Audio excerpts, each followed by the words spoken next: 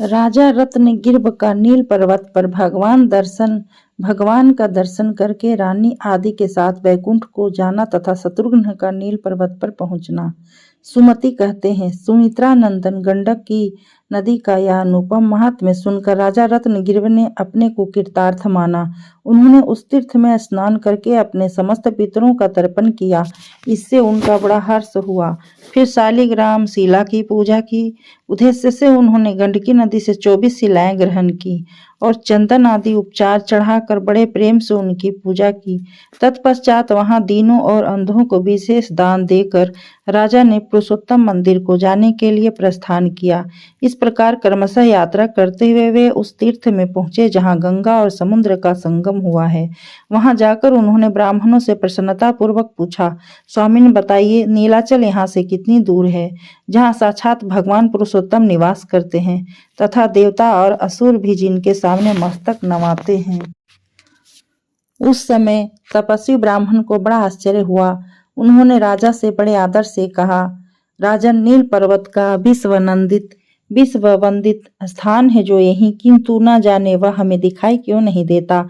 वे बारंबार इस बात को दोहराने लगे कि नीलाचल का वह स्थान जो महान पुण्य फल प्रदान करने वाला है तथा जहाँ भगवान पुरुषोत्तम का निवास है, यही है, उसका दर्शन क्यों नहीं होता। यह बात समझ में नहीं आती। उसी स्थान पर मैंने स्नान किया था, यही मुझे वे भील दिखाई दिए थे और इसी मार्ग से मैं पर्वत के ऊपर चढ़ा था।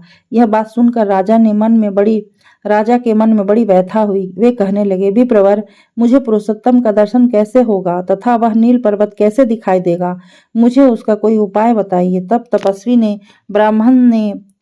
ब्राह्मण ने विस्मित होकर कहा, राजन, हम लोग गंगा सागर संगम में स्नान करके यहाँ तब तक ठहरे रहे जब तक कि नीलाचल का दर्शन न हो जाए। भगवान पुरुषोत्तम पापहारी कहलाते हैं, वे भक्त वत्सल नाम धारण करते हैं, अतः हम लोगों पर शीघ्र ही कृपा करेंगे। वे देवाधिदेवों के भी शिरोमणि हैं, अपने भक्तों का कभी परित्याग नहीं करते। अब तक उन्होंने अनेकों भक्तों की रक्षा की है, इसलिए महामते, तुम उन्हीं का गुणगान करो। ब्राह्मण की बात सुनकर राजा ने व्यथित चित्त से गंगा संगम में स्नान किया। इसके बाद उन्होंने उपवास का व्रत लिया। जब भगवान पुरुषोत्तम दर्शन देने की कृपा करेंगे तभी उनकी पूजा करके भोजन करूंगा, अन्यथा निराहार ही रहूंगा। ऐसा नियम करके वे गंगा सागर के तट पर बैठ गए और भगवान का गुणगान करते हुए उपवास व्रत का पालन करने लगे।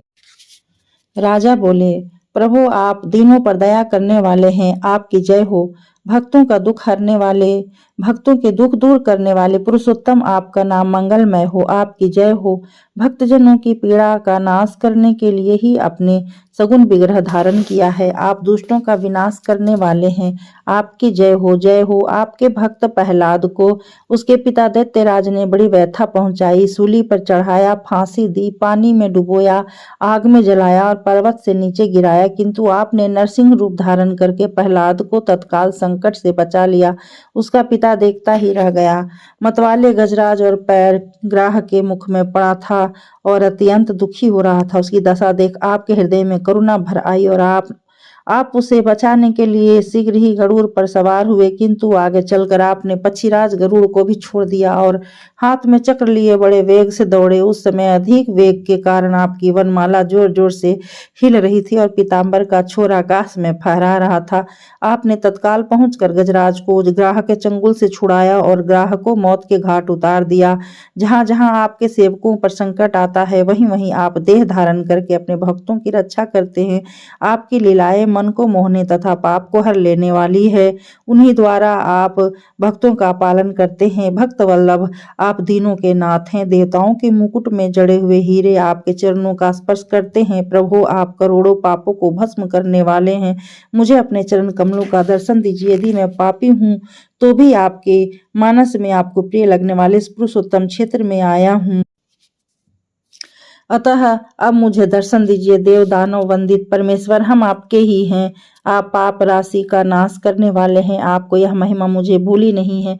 सबके दुखों को दूर करने वाले दयामय, जो लोग आपके पवित्र नामों का कीर्तन करते हैं वे पाप समुद्र से तर जाते हैं। यदि संतों के मुख से सुनी हुई मेरी यह बात सच्ची है तो आप मुझे प्राप्त होइए, मुझे दर्शन देकर कृतार्थ कीजिए। सुमति कहते हैं, इस प्रकार राजा रत्नगिरि रात दिन भगवान का गुणगान करते रहे। उन्होंने क्षण भर के लिए भी न तो कभी विश्राम किया, न नींद ली और न कोई सुख ही उठाए। वे चलते फिरते, ठहरते, गीत गाते तथा वार्तालाप करते समय भी निरंतर यही कहते कि पुरुषोत्तम कृपानाथ, आप मुझे अपने रूप स्वरूप की झांकी कराइए। इस तरह गंगा सागर के तट पर रहते हुए राजा के 5 दिन व्यतीत हो गए। तब दया सागर श्री गोपाल ने कृपा पूर्वक विचार किया कि यह राजा मेरी महिमा का गान करने के कारण सर्वथा पाप रहित हो गया है, अतः अब इसे मेरे देव दानव वंदित प्रियतम विग्रह का दर्शन होना चाहिए। ऐसा सोचकर भगवान का हृदय करुणा से भर गया और वे सन्यासी का वेश धारण करके राजा के समीप गए। तपस्वी ब्राह्मण ने देखा भगवान अपने भक्त पर कृपा करने के लिए हाथ में त्रिदंड ले यति का वेश बनाए यहाँ उपस्थित हुए हैं। नृपश्रेष्ठ रत्नगिरि ने ओम नमो नारायणाय कहकर सन्यासी बाबा को नमस्कार किया और अर्घ्यपाद्य तथा आसन आदि निवेदन करके उनका विधिवत पूजन किया। इसके बाद वे बोले, महात्मन, अब मेरे सौभाग्य को कोई तुलना नहीं है, क्योंकि आज आप जैसे साधु पुरुष ने कृपा पूर्वक मुझे दर्शन दिया है। मैं समझता हूँ इसके बाद अब भगवान गोविंद भी मुझे अपना दर्शन देंगे। यह सुनकर सन्यासी बाबा ने कहा, राजन मेरी बात सुनो, मैं अपनी ज्ञान शक्ति से भूत भविष्य और वर्तमान तीनों काल की बात जानता हूँ, इसलिए जो कुछ भी कहूँ उसे एकाग्रचित होकर सुनना। कल दोपहर के समय भगवान तुम्हें दर्शन देंगे, वही दर्शन जो ब्रह्मा जी के लिए भी दुर्लभ है तुम्हें सुलभ होगा। तुम अपने 5 आत्मीय जनों के साथ परम पद को प्राप्त होगे। तुम, तुम्हारे मंत्री, तुम्हारी रानी, ये तपस्वी ब्राह्मण तथा तुम्हारे नगर में रहने वाला करम्ब नामक साधु, जो जाति का तांतुवाय कपड़ा बुनने वाला जुलाहा है, इन सब के साथ तुम पर्वत श्रेष्ठ नीलगिरी पर जा सकोगे। वह पर्वत देवताओं द्वारा पूजित तथा ब्रह्मा और इंद्र द्वारा अभिवंदित है। यह कहकर सन्यासी बाबा अंतर्ध्यान हो गए। अब वे कहीं दिखाई नहीं देते थे। उनकी बात सुनकर राजा को बड़ा हर्ष हुआ, साथ ही विस्मय भी। उन्हें तपस्वी ब्राह्मण से पूछा, स्वामी वे सन्यासी कौन थे जो यहाँ आकर मुझे बात कर गए हैं? इस समय वे फिर दिखाई नहीं देते, कहाँ चले गए? उन्होंने मेरे चित्त को बड़ा हर्ष प्रदान किया है। तपस्वी ब्राह्मण ने कहा, राजन वे समस्त पापों का नाश करने वाले भगवान पुरुषोत्तम ही थे, जो तुम्हारे महान प्रेम से आकृष्ट होकर यहाँ आए थे। कल दोपहर के समय महान पर्वत नीलगिरी तुम्हारे सामने प्रकट होगा। तुम उस पर चढ़कर भगवान का दर्शन करके कृतार्थ हो जाओगे। ब्राह्मण का यह वचन अमृत राशि के समान सुखदायी प्रतीत हुआ। उसने राजा के हृदय की सारी चिंताओं का नाश कर दिया। उस समय कांची नरेश को जो आनंद मिला उसका ब्रह्मा जी भी अनुभव नहीं कर सकते। दुदुम्भी बजने लगी तथा वीणा, प्रणव और गोमुख आदि बाजे भी बज उठे। महाराज रत्नगिरि के मन में उस समय बड़ा उल्लास छा गया था। वे प्रतिक्षण भगवान का गुणगान करते हुए नाचते, खड़े होते, हंसते, बोलते और बात करते थे। उन्हें सब संतापों का नाश करने वाले घनीभूत आनंद की प्राप्ति हुई थी। तदंतर सारा दिन भगवान के कीर्तन और स्मरण में बिताकर राजा रत्नगिरि रात में गंगा जी के तट पर, जो महान फल प्रदान करने वाला है, सो रहे। सपने में उन्होंने देखा मेरा स्वरूप चतुर्भुज हो गया है। मैं शंख, चक्र, गदा, पद्म और सांख धनुष धारण किए हुए हूँ तथा भगवान पुरुषोत्तम के सामने रुद्र आदि देवताओं के साथ नृत्य कर रहा हूँ। उन्हें यह भी दिखाई दिया कि शंख, चक्र, गदा और पद्म आदि आयुध तथा विश्वक्सेन आदि पार्षदगण परम सुंदर दिव्य स्वरूप से प्रकट हो सदा श्री लक्ष्मीपति की उपासना में संलग्न रहते हैं। यह सब देखकर उन्हें अद्भुत हर्ष हुआ और आश्चर्य हुआ। अपने मनोवांछित कामना पूर्ण करने वाले भगवान पुरुषोत्तम का दर्शन पाकर महाबुद्धिमान राजा ने अपने को उनका कृपा पात्र माना। स्वप्न में ये सारी बातें देखकर जब वे प्रातः काल नींद से उठे तो तपस्वी ब्राह्मण को बुलाकर उन्हें अपने देखे हुए सपने का सारा समाचार उनसे कह सुनाया। उसे सुनकर बुद्धिमान ब्राह्मण को बड़ा विस्मय हुआ। उन्होंने कहा, राजन तुमने जिन भगवान पुरुषोत्तम का दर्शन किया है वे तुम्हें अपना शंख, चक्र आदि चिन्हों से विभूषित स्वरूप प्रदान करना चाहते हैं। यह सुनकर महात्मा रत्नगिरि ने दीन दुखियों को उनकी इच्छा के अनुसार दान दिलाया। फिर गंगा सागर संगम में स्नान करके देवताओं और पितरों का तर्पण किया तथा भगवान के गुणों का गान करते हुए उनके दर्शन की प्रतीक्षा करने लगे।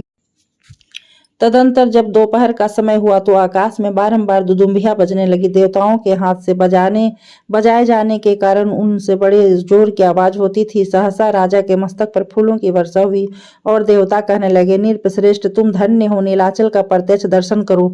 देवताओं की कही हुई यह बात ज्यों ही राजा के कान में पड़ी त्यों ही नीलगिरी के सामने प्रसिद्ध वह महान पर्वत उनकी आंखों के समक्ष प्रकट हो गया। करोड़ों सूर्यों के समान उसका प्रकाश छा रहा था। चारों ओर से सोने और चांदी के शिखर उसकी शोभा बढ़ा रहे थे। राजा सोचने लगे, क्या यह अग्नि प्रज्वलित हो रहा है या दूसरे सूर्य का उदय हुआ है, अथवा स्थिर कांति धारण करने वाला विद्युत पुंज की सहसा सामने प्रकट हो गया है। तपस्वी ब्राह्मण ने अत्यंत शोभा संपन्न नीलगिरी को देखकर राजस कहा, महाराज, यही वह परम पवित्र महान पर्वत है। यह सुनकर नृपश्रेष्ठ रत्नगिरि ने मस्तक झुकाकर उसे प्रणाम किया और कहा, मैं धन्य और कृत्य हो गया, क्योंकि इस समय मुझे नीलाचल का प्रत्यक्ष दर्शन हो रहा है। राजमंत्री, रानी और करम्ब नामक जुलाहा ये भी नीलाचल का दर्शन पाकर बड़े प्रसन्न हुए। नरश्रेष्ठ उपयुक्त पांचों व्यक्तियों ने विजय नामक मुहूर्त में नीलगिरी पर चढ़ना आरंभ किया। उस समय उन्हें देवताओं द्वारा बजाई हुई महान दुदुम्बियों की ध्वनि सुनाई दे रही थी। पर्वत के ऊपरी शिखर पर जो विचित्र वृक्षों से सुशोभित हो रहा था, उन्होंने एक स्वर्ण जटित परम सुंदर देवालय देखा, जहाँ प्रतिदिन ब्रह्मा जी आकर भगवान की पूजा करते हैं तथा श्री हरि को संतोष देने वाला नैवेद्य भोग लगाते हैं। वह अद्भुत एवं उज्जवल देवालय देखकर राजा सबके सामने उसके भीतर प्रविष्ट हुए और वहां एक सोने का सिंहासन था जो बहुमूल्य मणियों से जटित होने के कारण अत्यंत विचित्र दिखाई दे रहा था। उसके ऊपर भगवान चतुर्भुज रूप से विराजमान थे। उनकी झांकी बड़ी मनोहर दिखाई देती थी। चंड, प्रचंड और विजय आदि पार्षद उनकी सेवा में खड़े थे। नृपश्रेष्ठ रत्नगिरि ने अपनी रानी और सेवकों सहित भगवान को प्रणाम किया। प्रणाम के पश्चात वेदों का मंत्रों द्वारा उन्हें विधिवत स्नान कराया और प्रसन्न चित्त से अर्घ्य पाद्य आदि उपचार अर्पण किए। इसके बाद भगवान के श्री विग्रह में चंदन लगाकर उन्हें वस्त्र निवेदन किया तथा धूप आरती करके सब प्रकार के स्वाद से युक्त मनोहर नैवेद्य भोग लगाया।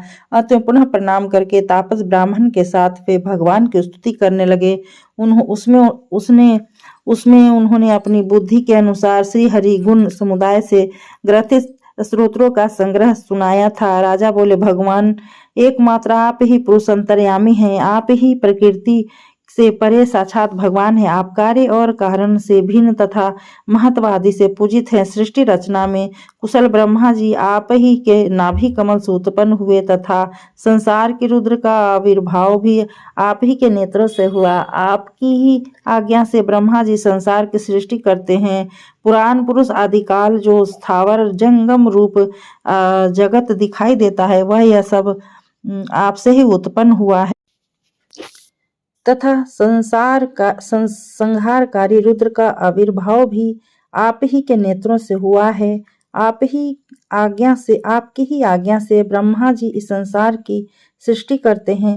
पुराण पुरुष आदिकाल जो स्थावर जंगम रूप जगत दिखाई देता है, वह सब आपसे ही उत्पन्न हुआ है। आप ही इसमें चेतना शक्ति डालकर इस संसार को चेतन बनाते हैं। जगदीश्वर, वास्तव में आपका जन्म तो कभी होता ही नहीं है, अतएव आपका अंत भी नहीं है। प्रभु, आप में वृद्धि, क्षय और परिणाम, इन तीनों विकारों का सर्वथा अभाव है। तथापि आप भक्तों की रक्षा और धर्म की स्थापना के लिए अपने अनुरूप गुणों से कुछ युक्त दिव्य जन्म कर्म स्वीकार करते हैं। आपने मत्स्य अवतार धारण करके शंखासुर को मारा और वेदों की रक्षा की। ब्राह्मण, आप महापुरुष पुरुषोत्तम और सबके पूर्वज हैं। महाविष्णु शेष भी आपकी महिमा को नहीं जानते। भगवती वाणी भी आपको समझ नहीं पाती। फिर मेरे जैसे अन्याने अज्ञानी जीव कैसे आपकी स्तुति करने में समर्थ हो सकते हैं। इस प्रकार स्तुति करके राजा ने भगवान के चरणों में मस्तक नवाकर पुनः प्रणाम किया। उस समय उनका स्वर गदगद हो रहा था, समस्त अंगों में रोमांच हो आया था। उनकी इस स्तुति से भगवान पुरुषोत्तम बहुत प्रसन्न हुए। उन्होंने राजा से सत्य और सार्थक वचन कहा। श्री भगवान बोले, राजन, तुम्हारे द्वारा की हुई इस स्तुति से मुझे बड़ा हर्ष हुआ है। महाराज, तुम यह जान लो कि मैं प्रकृति से परे रहने वाला परमात्मा हूँ। अब तुम शीघ्र ही मेरा नैवेद्य प्रसाद ग्रहण करो। इसमें परम मनोहर चतुर्भुज रूप को प्राप्त होकर परम पद को जाओगे। जो मनुष्य तुम्हारे किए हुए इस अस्तोत्र रत्न से मेरी स्तुति करेगा उसे भी मैं अपना उत्तम दर्शन दूंगा, जो भोग और मोक्ष दोनों प्रदान करने वाला है। भगवान के कहे हुए इस वचन को सुनकर राजा ने अपनी सेवा में रहने वाले चारों स्वजनों के साथ नैवेद्य भक्षण किया। तदंतर क्षुद्र घंटिकाओं से सुशोभित सुंदर विमान उपस्थित हुआ। उस समय धर्मात्मा राजा रत्नगिरि ने, जो भगवान के कृपा पात्र हो चुके थे, श्री पुरुषोत्तम देव का दर्शन करके उनके चरणों में प्रणाम किया तथा उनकी आज्ञा लेकर अपनी रानी के साथ विमान पर जा बैठे। फिर भगवान के देखते देखते अद्भुत वैकुंठ लोक में चले गए। राजा के मंत्री भी धर्मपरायण तथा धर्मवेताओं में सबसे श्रेष्ठ थे, अतः वे भी विमान पर बैठकर उनके साथ ही गए। संपूर्ण तीर्थों में स्नान करने वाले तपस्वी ब्राह्मण भी चतुर्भुज रूप को प्राप्त होकर वैकुंठ को चले गए। इसी प्रकार कर्म ने भी भगवान के गुणों का गायन करने के पुण्य से उनके दर्शन पाया और संपूर्ण देवताओं के लिए दुर्लभ भगवधाम को प्रस्थान किया। सभी एक ही साथ परम अद्भुत विष्णु लोक की ओर प्रस्थित हुए। सबके चार चार भुजाएं थी, सबके हाथों में शंख चक्र गदा और स्पंदन शोभा पा रहे थे। सभी मेघ के समान श्याम सुंदर और विशुद्ध स्वभाव वाले थे। सबके हाथ कमलों की भांति सुशोभित थे। हार, केयूर और कणों से सभी के अंग विभूषित थे। इस प्रकार उन सब लोगों ने बैकुंठ धाम की यात्रा की।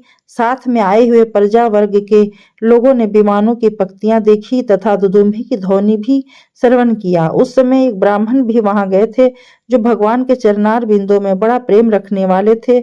उनके चित्त पर भगवत विरह का इतना अधिक प्रभाव पड़ा कि वे चतुर्भुज स्वरूप हो गए। यह अद्भुत बात देखकर सब लोग ब्राह्मण के महान सौभाग्य की सराहना करने लगे और गंगा सागर संगम में स्नान करके कांची नगरी में लौट आए। सब लोग कहते थे कि उत्तम बुद्धि वाले महाराज रत्नगिरि का अहोभाग्य है, जो वे इसी शरीर से विष्णु लोक को, श्री विष्णु के परम धाम को चले गए। सुमति कहते हैं, राजन, यही वह नीलगिरी है जिसका भगवान पुरुषोत्तम ने आदर बढ़ाया है।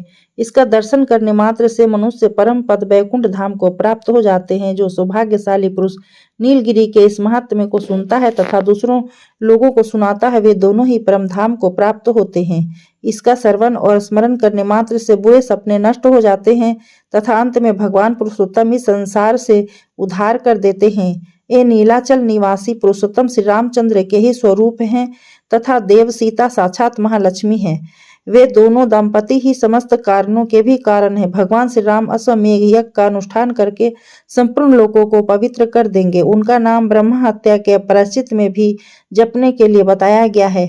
राम नाम लेने से ब्रह्म हत्या जैसे पातक भी दूर हो जाते हैं। सुमित्रा नंदन, इस समय तुम्हारा यज्ञ संबंधी घोड़ा सर्व पर्वत श्रेष्ठ नीलगिरी के निकट जा पहुंचा है। महामते, तुम भी वहां चलकर भगवान पुरुषोत्तम को नमस्कार करो। वहां जाने से हम लोग निष्पाप होकर अंत में परम पद को प्राप्त होंगे, क्योंकि भगवान के प्रसाद से अब तक अनेक मनुष्य भवसागर के पार हो चुके हैं।